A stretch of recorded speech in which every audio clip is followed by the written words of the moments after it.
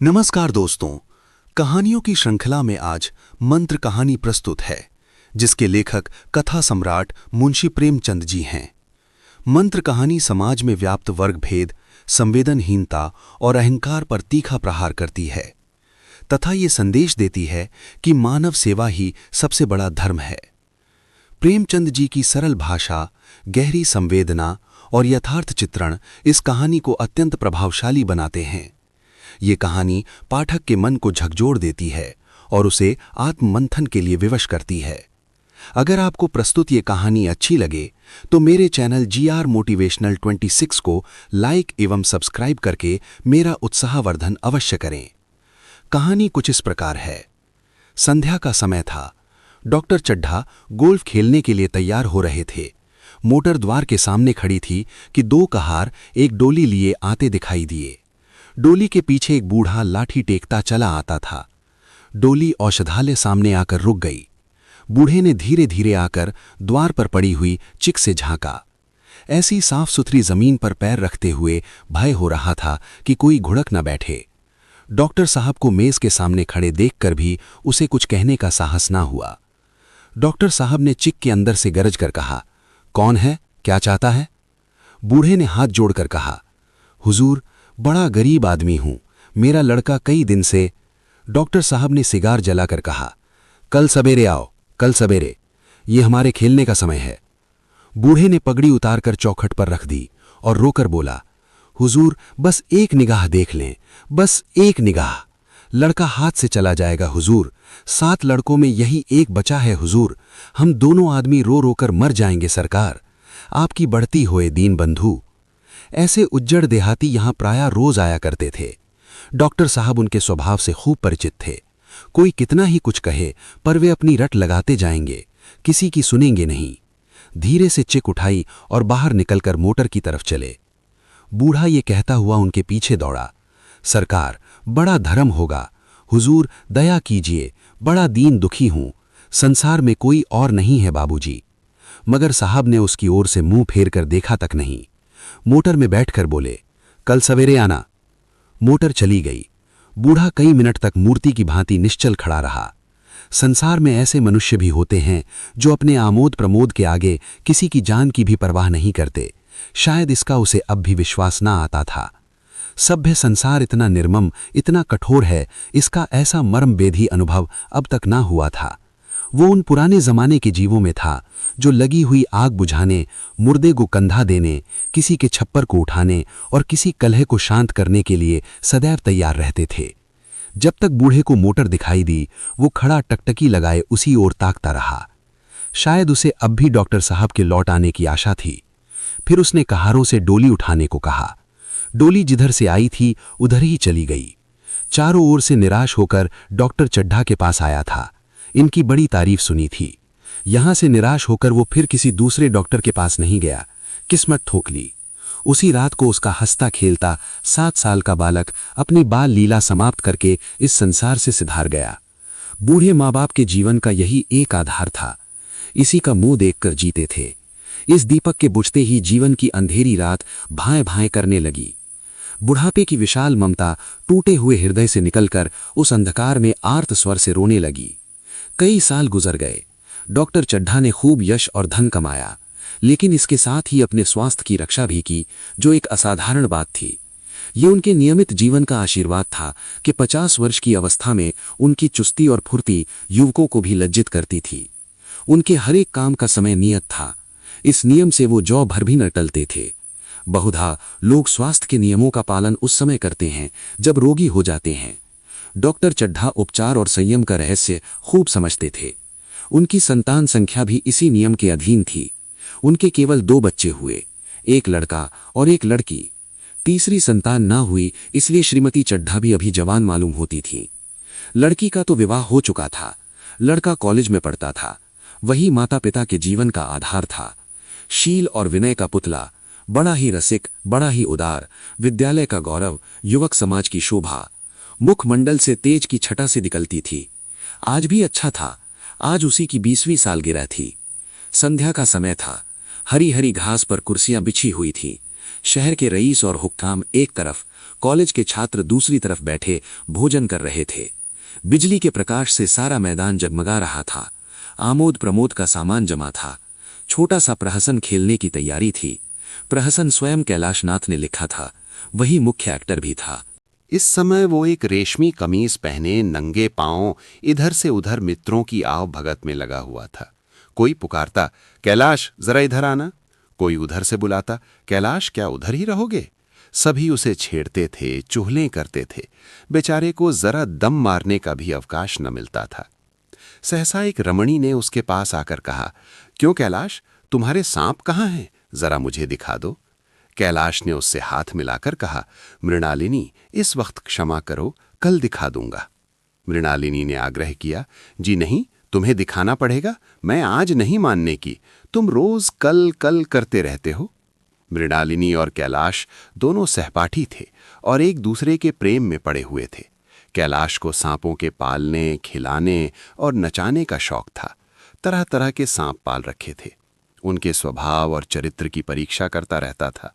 थोड़े दिन हुए उसने विद्यालय में सांपों पर एक मार्के का व्याख्यान दिया था। सांपों को नचाकर दिखाया भी था। प्राणीशास्त्र के बड़े बड़े पंडित भी ये व्याख्यान सुनकर दंग रह गए थे। ये विद्या उसने एक बूढ़े संपेले से सीखी थी। सांपों की जड़ी बूटियां जमा करने का उसे मरण था। इतना पता भर मिल जाए कि किसी व्यक्ति के पास कोई अच्छी जड़ी है, फिर उसे चैन ना आता था, उसे लेकर ही छोड़ता था। यही व्यसन था। इस पर हजारों रुपए फूंक चुका था। मृणालिनी कई बार आ चुकी थी, पर कभी सांपों के देखने के लिए इतनी उत्सुक न हुई थी। कह नहीं सकते आज उसकी उत्सुकता सचमुच जाग गई थी या वो कैलाश पर अपने अधिकार का प्रदर्शन करना चाहती थी, पर उसका आग्रह बेमौका था। उस कोठरी में कितनी भीड़ लग जाएगी, भीड़ को देखकर सांप कितने चौंकेंगे और रात के समय उन्हें छेड़ा जाना कितना बुरा लगेगा, इन बातों का उसे जरा भी ध्यान न आया। कैलाश ने कहा, नहीं, कल जरूर दिखा दूंगा। इस वक्त अच्छी तरह दिखा भी तो न सकूंगा, कमरे में तिल रखने की भी जगह न मिलेगी। एक महाशय ने छेड़कर कहा, दिखा क्यों नहीं देते जी, जरा सी बात के लिए इतना टालमटोल कर रहे हो। मिस गोविंद, हरगिज न मानना, देखें कैसे नहीं दिखाते। दूसरे महाशय ने और रद्दा चढ़ाया, मिस गोविंद इतनी सीधी और भोली हैं, तभी आप इतना मिलान करते हैं। दूसरी सुंदरी होती तो इसी बात पर बिगड़ खड़ी होती। तीसरे साहब ने मजाक उड़ाया, अजीब बोलना छोड़ देती, भला कोई बात है। इस पर आपको दावा है कि मृणालिनी के लिए जान हाजिर है। मृणालिनी वे देखा कि ये शोहदे उसे चंग पर चढ़ा रहे हैं, तो बोली, आप लोग मेरी वकालत न करें, मैं खुद अपनी वकालत कर लूंगी। मैं इस वक्त सांपों का तमाशा नहीं देखना चाहती, चलो छुट्टी हुई। इस पर मित्रों ने ठट्ठा लगाया। एक साहब बोले, देखना तो आप सब कुछ चाहें, पर कोई दिखाए भी तो। कैलाश को मृणालिनी की झंपी हुई सूरत देखकर मालूम हुआ कि इस वक्त उसका इनकार वास्तव में उसे बुरा लगा है। ज्यों ही प्रीति भोज समाप्त हुआ और गाना शुरू हुआ, उसने मृणालिनी और अन्य मित्रों को सांपों के दरबे के सामने ले जाकर महुअर बजाना शुरू किया। फिर एक एक खाना खोलकर एक एक सांप को निकालने लगा। वाह, क्या कमाल था। ऐसा जान पड़ता था कि ये कीड़े उसकी एक एक बात, उसके मन का एक एक भाव समझते हैं। किसी को उठा लिया, किसी को गर्दन में डाल लिया, किसी को हाथ में लपेट लिया। मृणालिनी बार बार मना करती कि इन्हें गर्दन में न डालो, दूर ही से दिखा दो, बस जरा नचा दो। कैलाश की गर्दन में सांपों को लिपटते देखकर उसकी जान निकल जाती थी। पछता रही थी कि मैंने व्यर्थ ही इनसे सांप दिखाने को कहा, मगर कैलाश एक न सुनता था। प्रेमिका के सम्मुख अपने सर्पकला प्रदर्शन का ऐसा अवसर पाकर वो कब चूकता। एक मित्र ने टीका की, दांत तोड़ डाले होंगे। कैलाश हंसकर बोला, कांटे पर मंत्र नहीं, इसके दांत दिखा दूं? मृणालिनी ने उसका हाथ पकड़कर कहा, नहीं नहीं कैलाश, ईश्वर के लिए इसे छोड़ दो, तुम्हारे पैरों पड़ती हूं। इस पर एक दूसरे मित्र बोले, मुझे तो विश्वास नहीं आता, लेकिन तुम कहते हो तो मान लूंगा। कैलाश ने सांप की गर्दन पकड़कर कहा, नहीं साहब, आप आंखों से देखकर मानिए। दांत तोड़कर वश में किया तो क्या, सांप बड़ा समझदार होता है। अगर उसे विश्वास हो जाए कि इस आदमी से मुझे कोई हानि न पहुंचेगी, तो वो उसे हरगिज न काटेगा। मृणालिनी ने जब देखा कि कैलाश पर इस वक्त भूत सवार है, तो उसने ये तमाशा बंद करने के विचार से कहा, अच्छा भाई, अब यहां से चलो, देखा गाना शुरू हो गया है, आज मैं भी कोई चीज सुनाऊंगी। ये कहते हुए उसने कैलाश का कंधा पकड़कर चलने का इशारा किया और कमरे से निकल गई। मगर कैलाश विरोधियों का शंका समाधान करके ही दम लेना चाहता था। उसने सांप की गर्दन पकड़कर जोर से दबाई, इतनी जोर से दबाई कि उसका मुंह लाल हो गया, देह की सारी नसें तन गईं। सांप ने अब तक उसके हाथों ऐसा व्यवहार न देखा था। उसकी समझ में न आता था कि ये मुझसे क्या चाहते हैं। उसे शायद भ्रम हुआ कि मुझे मार डालना चाहते हैं, अतएव वो आत्मरक्षा के लिए तैयार हो गया। कैलाश ने उसकी गर्दन खूब दबाकर मुंह खोल दिया और उसके जहरीले दांत दिखाते हुए बोला, जिन सज्जनों को शक हो आकर देख लें। आया विश्वास या अब भी कुछ शक है? मित्रों ने आकर उसके दांत देखे और चकित हो गए। प्रत्यक्ष प्रमाण के सामने संदेह को स्थान कहा। मित्रों का शंका निवारण करके कैलाश ने सांप की गर्दन ढीली कर दी और उसे जमीन पर रखना चाहा, पर वो काला गेहुअन क्रोध से पागल हो रहा था। गर्दन नर्म पड़ते ही उसने सिर उठाकर कैलाश की उंगली में जोर से काटा और वहां से भागा। कैलाश की उंगली से टप टप खून टपकने लगा। उसने जोर से उंगली दबा ली और अपने कमरे की तरफ दौड़ा। वहां मेज की दराज में एक जड़ी रखी हुई थी, जिसे पीसकर लगा देने से घातक विष भी रफू हो जाता था। मित्रों में हलचल पड़ गई। बाहर महफिल में भी खबर हुई। डॉक्टर साहब घबरा कर दौड़े। फौरन उंगली की जड़ कसकर बांधी गई और जड़ी पीसने के लिए दी गई। डॉक्टर साहब जड़ी के कायल नहीं थे। वो उंगली का डसा भाग नश्तर से काट देना चाहते थे, मगर कैलाश को जड़ी पर पूर्ण विश्वास था। मृणालिनी पियानो पर बैठी हुई थी। ये खबर सुनते ही दौड़ी और कैलाश की उंगली से टपकते हुए खून को रुमाल से पोंछने लगी। जड़ी पीसी जाने लगी, पर उसी 1 मिनट में कैलाश की आंखें झपकने लगी, होठों पर पीलापन दौड़ने लगा, यहां तक कि वो खड़ा न रह सका, फर्श पर बैठ गया। सारे मेहमान कमरे में जमा हो गए। कोई कुछ कहता था, कोई कुछ। इतने में जड़ी पिसकर आ गई। मृणालिनी ने उंगली पर लेप किया। 1 मिनट और बीता। कैलाश की आंखें बंद हो गईं। वो लेट गया और हाथ से पंखा झलने का इशारा किया। मां ने दौड़कर उसका सिर गोद में रख लिया और बिजली का टेबल फैन लगा दिया। डॉक्टर साहब ने झुककर पूछा, कैलाश कैसी तबीयत है? कैलाश ने धीरे से हाथ उठा दिया, पर कुछ बोल न सका। मृणालिनी ने करुण स्वर में कहा, क्या जड़ी कुछ असर न करेंगी? डॉक्टर साहब ने सिर पकड़कर कहा, क्या बतलाऊं, मैं इसकी बातों में आ गया। अब तो नश्तर से भी कुछ फायदा ना होगा। आध घंटे तक यही हाल रहा। कैलाश की दशा प्रतिक्षण बिगड़ती जाती थी, यहां तक कि उसकी आंखें पथरा गईं, हाथ पांव ठंडे हो गए, मुख की कांति मलिन पड़ गई, नाड़ी का कहीं पता नहीं। मौत के सारे लक्षण दिखाई देने लगे।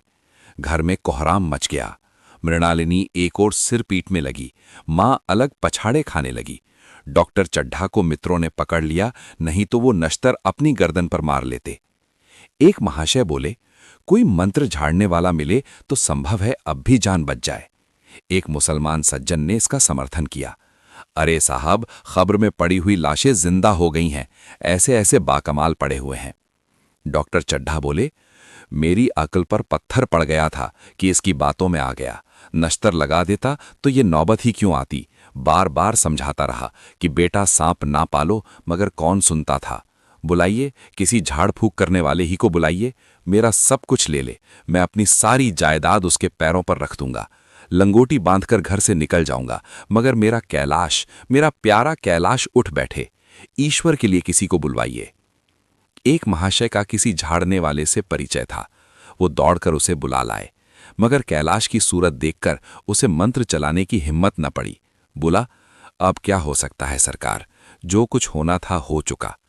अरे मूर्ख, ये क्यों नहीं कहता कि जो कुछ न होना था वो हो चुका। जो कुछ होना था वो कहाँ हुआ? माँ बाप ने बेटे का सेहरा कहाँ देखा? मृणालिनी का कामना तरु क्या पल्लव और पुष्प से रंजित हो उठा? मन के वो स्वर्ण स्वप्न जिनसे जीवन आनंद का स्रोत बना हुआ था, क्या पूरे हो गए? जीवन के नृत्यमय तारिका मंडित सागर में आमोद की बहार लूटते हुए क्या उनकी नौका जलमग्न नहीं हो गई? जो न होना था वो हो गया। वही हरा भरा मैदान था, वही सुनहरी चांदनी एक निःशब्द संगीत की भांति प्रकृति पर छाई हुई थी। वही मित्र समाज था, वही मनोरंजन के सामान थे, मगर जहां हास्य की ध्वनि थी वहां करुण क्रंदन और अश्रु प्रवाह था।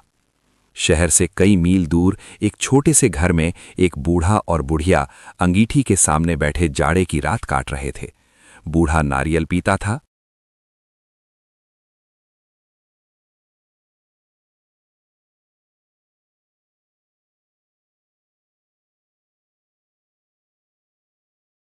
और बीच बीच में खांसता था। बुढ़िया दोनों घुटनियों में सिर डाले आग की ओर ताक रही थी। एक मिट्टी के तेल की कुप्पी ताक पर जल रही थी। घर में न चारपाई थी न बिछौना। एक किनारे थोड़ी सी पुआल पड़ी हुई थी। इसी कोठरी में एक चूल्हा था।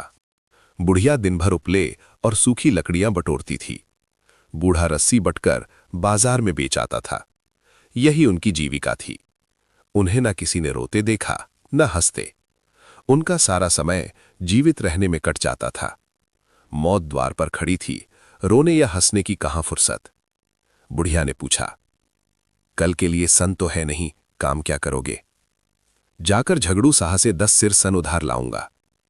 उसके पहले के पैसे तो दिए ही नहीं, और उधार कैसे देगा?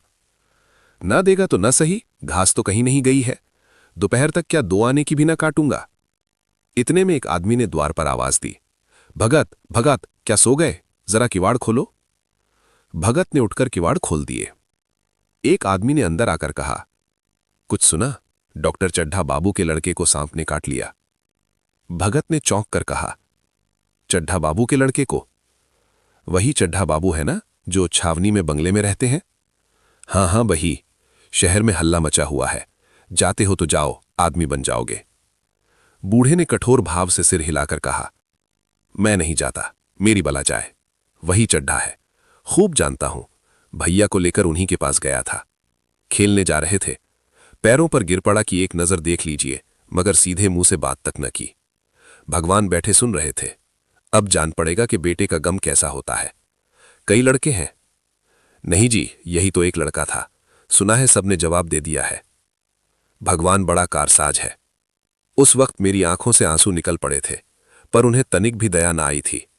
मैं तो उनके द्वार पर होता तो भी बात ना पूछता। तो न जाओगे? हमने जो सुना था सो कह दिया।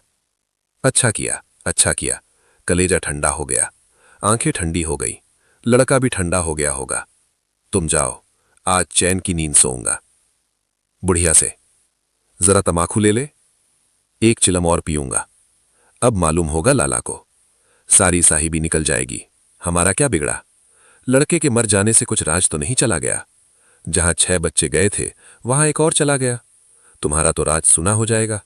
उसी के वास्ते सबका गला दबा दबा कर जोड़ा था ना। अब क्या करोगे? एक बार देखने जाऊंगा, पर कुछ दिन बाद मिजाज का हाल पूछूंगा। आदमी चला गया। भगत ने किवाड़ बंद कर लिए, तब चिलम पर तंबाकू रखकर पीने लगा। बुढ़िया ने कहा, इतनी रात कहे जाड़े पाले में कौन जाएगा? अरे, दोपहर ही होता तो मैं ना जाता। सवारी दरवाजे पर लेने आती तो भी ना जाता। भूल नहीं गया हूं, पन्ना की सूरत आंखों में फिर रही है। इस निर्दयी ने उसे एक नजर देखा तक नहीं। क्या मैं ना जानता था कि वो न बचेगा? खूब जानता था। चड्ढा भगवान नहीं थे कि उनके एक निगाह देख लेने से अमृत बरस जाता। नहीं, खाली मन की दौड़ थी। जरा तसल्ली हो जाती, बस इसलिए उनके पास दौड़ा गया था। अब किसी दिन जाऊंगा और कहूंगा, क्यों साहब, कहिए क्या रंग है? दुनिया बुरा कहेगी कहे, कोई परवाह नहीं। छोटे आदमियों में तो सब ऐब है, बड़ों में कोई ऐब नहीं होता, देवता होते हैं। भगत के लिए ये जीवन में पहला अवसर था कि ऐसा समाचार पाकर वो बैठा रह गया हो। 80 वर्ष के जीवन में ऐसा कभी न हुआ था कि सांप की खबर पाकर वो दौड़ न गया हो। माघ पूस की अंधेरी रात, चैत बैसाख की धूप और लू, सावन भादों की चढ़ी हुई नदी और नाले, किसी की उसने कभी परवाह न की। वो तुरंत घर से निकल पड़ता था, निस्वार्थ, निष्काम। लेन देन का विचार कभी दिल में आया नहीं। ये सा काम ही न था। जान का मूल्य कौन दे सकता है? ये एक पुण्य कार्य था। सैकड़ों निराशों को उसके मंत्रों ने जीवन दान दे दिया था, पर आप वो घर से कदम नहीं निकाल सका। ये खबर सुनकर सोने जा रहा है। बुढ़िया ने कहा, तमाकू अंगीठी के पास रखी हुई है, उसके भी आज 2.5 पैसे हो गए, देती ही न थी। बुढ़िया ये कहकर लेटी। बूढ़े ने कुप्पी बुझाई, कुछ देर खड़ा रहा, फिर बैठ गया। अंत को लेट गया, पर यह खबर उसके हृदय पर बूझे की भांति रखी हुई थी। उसे मालूम हो रहा था उसकी कोई चीज खो गई है, जैसे सारे कपड़े गीले हो गए हैं या पैरों में कीचड़ लगा हुआ है, जैसे कोई उसके मन में बैठा हुआ उसे घर से निकलने के लिए कुरेद रहा है। बुढ़िया जरा देर में खर्राटे लेने लगी। बूढ़े बातें करते करते सोते हैं और जरा सा खटका होते ही जागते हैं। तब भगत उठा, अपनी लकड़ी उठा ली और धीरे से किवाड़ खोले। बुढ़िया ने पूछा, कहाँ जाते हो? कहीं नहीं, देखता था कि कितनी रात है। अभी बहुत रात है, सो जाओ। नींद नहीं आती। नींद काहे को आएगी? मन तो चड्ढा के घर पे लगा हुआ है। चड्ढा ने मेरे साथ कौन सी नेकी कर दी है जो वहां जाऊं? वो आकर पैरों पड़े तो भी ना जाऊं। उठे तो तुम इसी इरादे से ही। नहीं री, ऐसा पागल नहीं हूं कि जो मुझे कांटे बोए उसके लिए फूल बोता फिरूं। बुढ़िया फिर सो गई। भगत ने किवाड़ लगा दिए और फिर आकर बैठा, पर उसके मन की कुछ ऐसी दशा थी जो बाजे की आवाज कान में पड़ते ही उपदेश सुनने वालों की होती है। आंखें चाहे उपदेशक की ओर हों, पर कान बाजे की ओर होते हैं। दिल में भी बाजे की ध्वनि गूंजती रहती है। शर्म के मारे जगह से नहीं उठता। निर्दयी प्रतिघात का भाव भगत के लिए उपदेशक था, पर हृदय उस अभागे युवक की ओर था जो इस समय मर रहा था, जिसके लिए एक एक पल का विलंब घातक था। उसने फिर किवाड़ खोले, इतने धीरे से कि बुढ़िया को खबर भी ना हुई। बाहर निकल आया। उसी वक्त गांव को चौकीदार गश्त लगा रहा था। बोला, कैसे उठे भगत? आज तो बड़ी सर्दी है, कहीं जा रहे हो क्या? भगत ने कहा, नहीं जी, जाऊंगा कहां? देखता था अभी कितनी रात है, भला कै बजे होंगे? चौकीदार बोला, 1 बजा होगा और क्या। अभी थाने से आ रहा था तो डॉक्टर चड्ढा बाबू के बंगले पर बड़ी भीड़ लगी हुई थी। उनके लड़के का हाल तो तुमने सुना होगा, कीड़े ने छू लिया है, चाहे मर भी गया हो। तुम चले जाओ तो शायद बच जाए। सुना है इस 1000 तक देने को तैयार हैं। भगत, मैं तो ना जाऊं, चाहे वो 10 लाख भी दें। मुझे 10,000 या 10 लाख लेकर करना क्या है? कल मर जाऊंगा, फिर कौन भोगने वाला बैठा हुआ है? चौकीदार चला गया। भगत ने आगे पैर बढ़ाया। जैसे नशे में आदमी की देह अपने काबू में नहीं रहती। पैर कहीं रखता है, पड़ता कहीं है। कहता कुछ है, जबान से निकलता कुछ है। वही हाल इस समय भगत का था। मन में प्रतिकार था, पर कर्म मन के अधीन न था। जिसने कभी तलवार नहीं चलाई, वह इरादा करने पर भी तलवार नहीं चला सकता। उसके हाथ कांपते हैं, उठते ही नहीं। भगत लाठी खटखट करता लपका चला जाता था। चेतना रोकती थी, पर उपचेतना ठेलती थी। सेवक स्वामी पर हावी था। आधी राह निकल जाने के बाद सहसा भगत रुक गया। हिंसा ने क्रिया पर विजय पाई। मैं यूं ही इतनी दूर चला आया। इस जाड़े पाले में मरने की मुझे क्या पड़ी थी? आराम से सोया क्यों नहीं? नींद ना आती ना सही, 2-4 भजन ही गाता। व्यर्थ इतनी दूर दौड़ाया। चड्ढा का लड़का रहे या मरे, मेरी बला से। मेरे साथ उन्होंने ऐसा कौन सा सुलूक किया था कि मैं उनके लिए मरूं? दुनिया में हजारों मरते हैं, हजारों जीते हैं। मुझे किसी के मरने जीने से मतलब। मगर उपचेतन ने अब एक दूसरा रूप धारण किया, जो हिंसा से बहुत कुछ मिलता जुलता था। वह झाड़ फूक करने नहीं जा रहा है। वह देखेगा कि लोग क्या कर रहे हैं। डॉक्टर साहब का रोना पीटना देखेगा, किस तरह सिर पीटते हैं, किस तरह पछाड़े खाते हैं। वह देखेगा कि बड़े लोग भी छोटों की ही भांति रोते हैं या सब्र कर जाते हैं। वे लोग तो विद्वान होते हैं, सब्र कर जाते होंगे। हिंसा भाव को यूं धीरज देता हुआ वह फिर आगे बढ़ा। इतने में 2 आदमी आते दिखाई दिए। दोनों बातें करते चले आ रहे थे। चड्ढा बाबू का घर उजड़ गया। वही तो एक लड़का था। भगत के कान में ये आवाज पड़ी। उसकी चाल और भी तेज हो गई। थकान के मारे पांव न उठते थे। शिरोभाग इतना बढ़ा जाता था मानो अब मुंह के बल गिर पड़ेगा। इस तरह वह कोई 10 मिनट चला होगा कि डॉक्टर साहब का बंगला नजर आया। बिजली की बत्तियां जल रही थीं, मगर सन्नाटा छाया हुआ था। रोने पीटने की आवाज भी ना आती थी। भगत का कलेजा धक धक करने लगा। कहीं मुझे बहुत देर तो नहीं हो गई? वह दौड़ने लगा। अपनी उम्र में वह इतना तेज कभी ना दौड़ा था। बस यही मालूम होता था मानो उसके पीछे मौत दौड़ी आ रही है। 2 बज गए थे। मेहमान विदा हो गए। रोने वालों में केवल आकाश के तारे रह गए थे और सभी रो रोकर थक गए थे। बड़ी उत्सुकता के साथ लोग रह रहकर आकाश की ओर देखते थे कि किसी तरह सुबह हो और लाश गंगा की गोद में दी जाए। सहसा भगत ने द्वार पर पहुंचकर आवाज दी। डॉक्टर साहब समझे कोई मरीज आया होगा। किसी और दिन उन्होंने उस आदमी को दुत्कार दिया होता, मगर आज बाहर निकल आए। देखा एक बूढ़ा आदमी खड़ा है। कमर झुकी हुई, पोपला मुंह, भौएं तक सफेद हो गई थी। लकड़ी के सहारे कांप रहा था। बड़ी नम्रता से बोले, क्या है भाई? आज तो हमारे ऊपर ऐसी मुसीबत पड़ गई है कि कुछ कहते नहीं बनता। फिर कभी आना। इधर 1 महीना तक तो शायद मैं किसी भी मरीज को ना देख सकूंगा। भगत ने कहा, सुन चुका हूं बाबूजी, इसीलिए आया हूं। भैया कहाँ है, जरा मुझे दिखा दीजिए। भगवान बड़ा कारसाज है, मुर्दे को भी जिला सकता है। कौन जाने अब भी उसे दया आ जाए। चड्ढा ने व्यथित स्वर से कहा, चलो देख लो, मगर 3-4 घंटे हो गए, जो कुछ होना था हो चुका। बहुतेरे झाड़ने फूकने वाले देख देख कर चले गए। डॉक्टर साहब को आशा तो क्या होती, हाँ बूढ़े पर दया आ गई। अंदर ले गए। भगत ने लाश को 1 मिनट तक देखा, तब मुस्कुराकर बोला, अभी कुछ नहीं बिगड़ा है बाबूजी, ये नारायण चाहेंगे तो आध घंटे में भैया उठ बैठेंगे। आप नाहक दिल छोटा कर रहे हैं, जरा कहारों से कहिए पानी तो भरें। कहारों ने पानी भर भर कर कैलाश को नहलाना शुरू किया। पाइप बंद हो गया था। कहारों की संख्या अधिक न थी, इसलिए मेहमानों ने अहाते के बाहर के कुएं से पानी भर भर कर कहारों को दिया। मृणालिनी कलसा लिए पानी ला रही थी। बूढ़ा भगत खड़ा मुस्कुरा मुस्कुरा कर मंत्र पढ़ रहा था, मानो विजय उसके सामने खड़ी है। जब एक बार मंत्र समाप्त हो जाता, तब वह एक जड़ी कैलाश के सिर पर डाले गया और न जाने कितनी बार भगत ने मंत्र फूंका। आखिर जब उषा ने अपनी लाल लाल आंखें खोली, तो कैलाश की भी लाल लाल आंखें खुल गईं। एक क्षण में उसने अंगड़ाई ली और पानी पीने को मांगा। डॉक्टर चड्ढा ने दौड़कर नारायणी को गले लगा लिया। नारायणी दौड़कर भगत के पैरों पर गिर पड़ी और मृणालिनी कैलाश के सामने आंखों में आंसू भरे पूछने लगी, अब कैसी तबीयत है? एक क्षण में चारों तरफ खबर फैल गई। मित्रगण मुबारकबाद देने आने लगे। डॉक्टर साहब बड़े श्रद्धा भाव से हरेक के सामने भगत का यश गाते फिरते थे। सभी लोग भगत के दर्शनों के लिए उत्सुक हो उठे, मगर अंदर जाकर देखा तो भगत का कहीं पता ना था। नौकरों ने कहा, अभी तो यहीं बैठे चिलम पी रहे थे, हम लोग तमाकू देने लगे तो नहीं ली, अपने पास से तमाकू निकालकर भरी।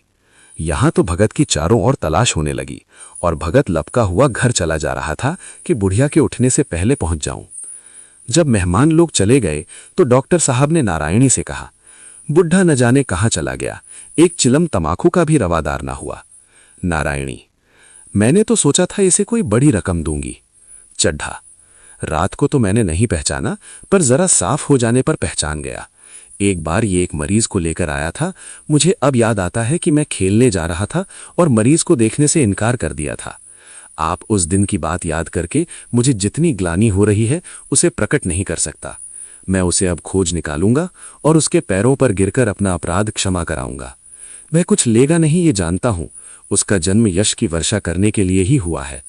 उसकी सज्जनता ने मुझे ऐसा आदर्श दिखा दिया है जो अब से जीवन पर्यंत मेरे सामने रहेगा। कहानी समाप्त हुई। कहानी सुनने के लिए बहुत बहुत धन्यवाद।